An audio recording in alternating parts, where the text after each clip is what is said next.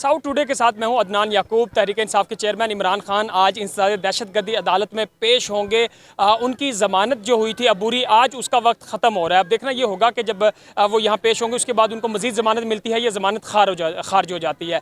इस वक्त उनकी पेशी से कबल यहाँ पे जो पुलिस की भारी नफरी तैनात है, तहरीक इंसाफ के कारकुनान यहाँ पे नारेबाजी कर रहे हैं। वो यकजहती के लिए इमरान खान के साथ यहाँ पे पहुँचे हैं। कुछ ही देर में इमरान खान भी यहाँ पे पहुँचेंगे और वो इंसदाद दहशतगर्दी अदालत में पेश होंगे। इससे पहले वो 25 अगस्त को पेश हुए थे, जहाँ पे उनको 6 दिन की ज़मानत मिली थी और आज दोबारा वो पेश हो रहे हैं। और उनके ऊपर जो इंसदाद दहशतगर्दी एक्ट के तहत मुकदमा दर्ज किया गया था वो था, उन्होंने 20 अगस्त को एक रैली निकाली थी तहरीक इंसाफ के रहनुमा शहबाज गिल के हक़ में और उन्होंने बयान दिया था। शहबाज गिल की रैली में जो मजिस्ट्रेट साहिबा थी ज़ैबा चौधरी, उनके बारे में उन्होंने बयान दिया था, जिसके बाद उन पे इंसदाद दहशतगर्दी एक्ट के तहत मुकदमा दर्ज किया गया था थाना मारगला में और उसके बाद अभी तक वो इस केस का सामना कर रहे हैं। अगर मैं आपको दिखाऊं तो यहाँ पे सिक्योरिटी इस वक्त काफ़ी सख्त सूरत हाल है। तहरीक इंसाफ के कारकुनान यहाँ पे मौजूद हैं और वो नारेबाजी भी कर रहे हैं। सख्त जो इंसदाद दहशतगर्दी की अदालत है, इसके बाहर का जो रास्ता है उसको बंद किया गया है ताकि कारकुनान यहाँ तक ना पहुँचे। लेकिन जब